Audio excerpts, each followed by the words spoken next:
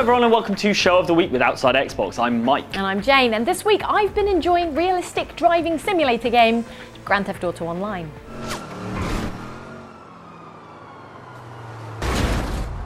You do realise Grand Theft Auto Online isn't a realistic driving simulator? Oh no. Oh yes. F1 2013, released today, is a meticulous recreation of the very pinnacle of motorsport. The best drivers, the most glamorous locations, the most outrageous bar tabs, Formula 1 has got the lot. And everything except the drinking is simulated in F1 2013. The most recent game in Codemasters' F1 series is the accumulated work of 4 seasons worth of features and tweaks. That means stuff like full co-op championships on both Xbox Live and in split screen, dynamic localised weather, and 21 separate circuits to master. New to that list of refinements is the option to save in the middle of a race, so if you want to do the full 2 hours around Singapore, you no longer have to clear your diary for an evening. Like it or not, plenty of this year's race wins have come down to who can keep their tyres from disintegrating over long stints between pit stops, so at least you can now experience that challenge without totally abandoning your social life.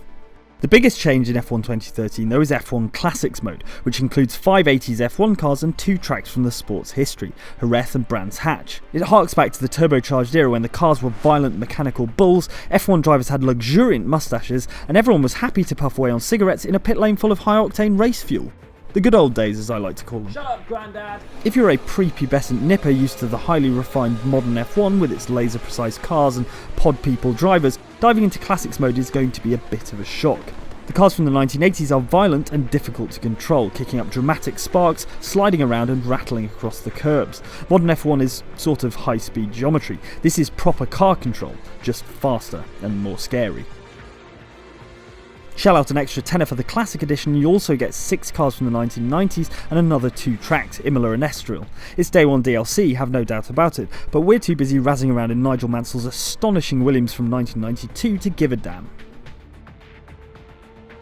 To be honest, this year's F1 season has been about as exciting as a geography lecture, so the classic stuff is a welcome distraction. It's not going to last you long, with limited grids and no option to run a championship, but just driving the cars is intoxicating. Next year it'll all be different, of course, with new F1 rules on the way that reintroduce turbos, potentially 4 new circuits, a next-gen version of the game, and hopefully even more classic cars to frighten ourselves with. For now though, even though this year's additions are relatively minor, F1 2013 remains the most comprehensive and feature-filled Formula 1 game ever released. Okay, so when the cars go into the pit lane to get their tyres changed, that's when you steal them. You don't steal them. So what do you steal? You don't steal anything. I don't understand. Look, right, you have a go on the game, and I'll be back in a bit to check on you.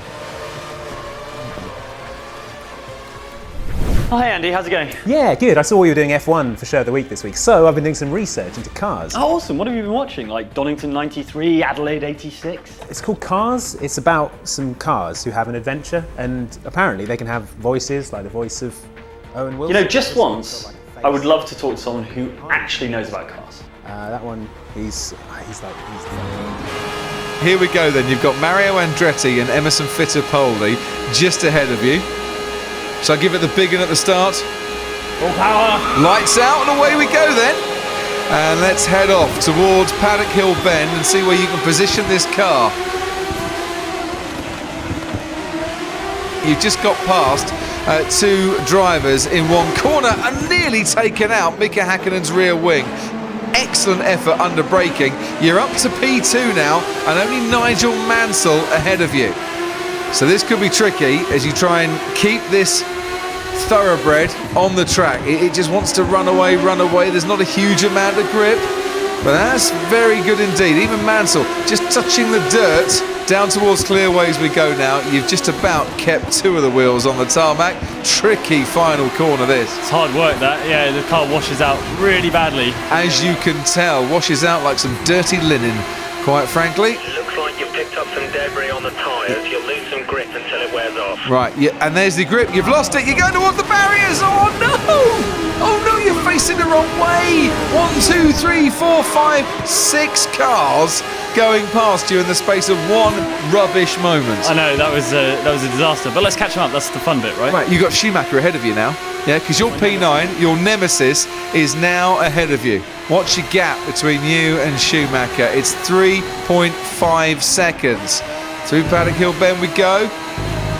Very hard. Took a lot of curve there as well. That's good. Brake, brake, brake, brake. Right-hander. Druids.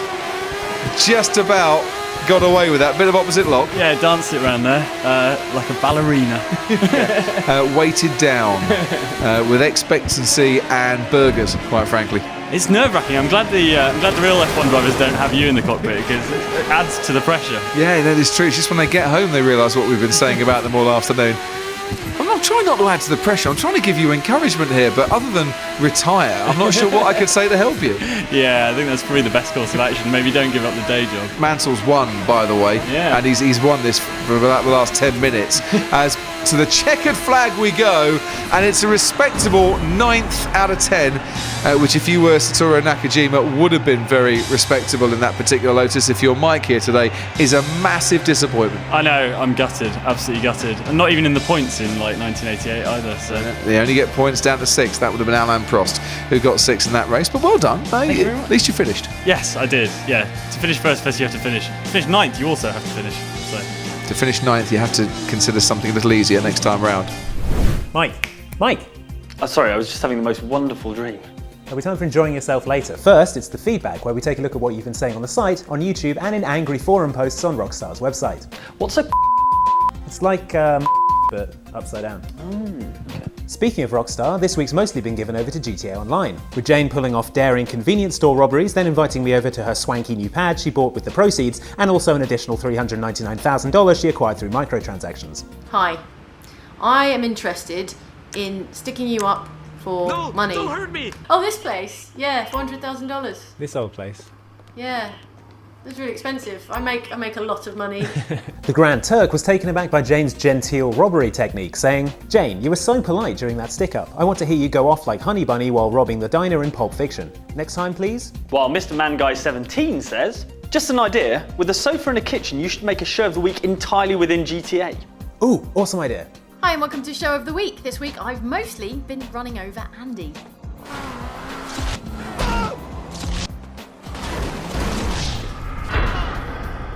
Yes, I remember. Let's see what Mike's doing in the kitchen. Oh, he's not here. Let's check outside. Mike, you out here? Actually, I think I prefer regular Show of the Week. Fair enough. This week we also got some new Assassin's Creed 4 Black Flag information out of lead writer Darby McDevitt, including where the series might go next and who would win in a fight between the assassins. Bob Lyons pitches in with his thoughts for Assassin's Creed 5, saying, "I still think a beast in the American Civil War would be cool." Obese. That's what he says. An obese assassin in the American Civil War. It's a fairly left field suggestion, but Ubisoft does listen to suggestions from the community, so you never know. Fair enough. Brandon Wise tackles the real question here, however, which is, who would win that fight? They wouldn't be able to find each other. Good point. Danny Doom, however, reckons that Altair would win because he aches fighting with Sir Owsley and he was the first assassin, so the first ass Asian is always better than the other ass Asians. Right. The Gaming Funky has the definitive answer, however, quite rightly saying, everybody chill, you play as a bloody pirate. Well said, that man. Finally this week, Jane interviewed the creative director of Watch_Dogs, who said that the hero Aiden Pierce is more like TV serial killer Dexter than Batman. It's less Disney World than Dexter, which is kind of the sweetest, serial killer on the planet. Athan does not like the sound of that, saying, I don't know if you'd really want to compare him to Dexter, especially after this last season. While Agent Ringer piles in saying, so it's going to have a shitty ending. And Super Chocolate Bear 05 says, when someone describes Dexter as the sweetest serial killer on the planet, you know the writers f***ed up big time. Ooh, burn Dexter. I'm sure Watch Dogs will be fine though, we hope. Right, I'm going to go and see how Jane's getting on with F1. I guess I'll catch you later. Okay, I will carry on my research. This one's about a dude who can't find his car. Sounds informative. Bye.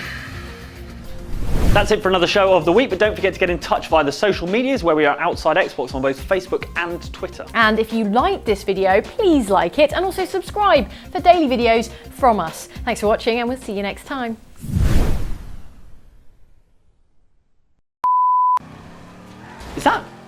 Are they cops chasing you? Yeah. This is F1, there are no cops. Well, you try telling that to these guys. Kill one Jensen Button and jack his car and suddenly they're all over you like it's illegal.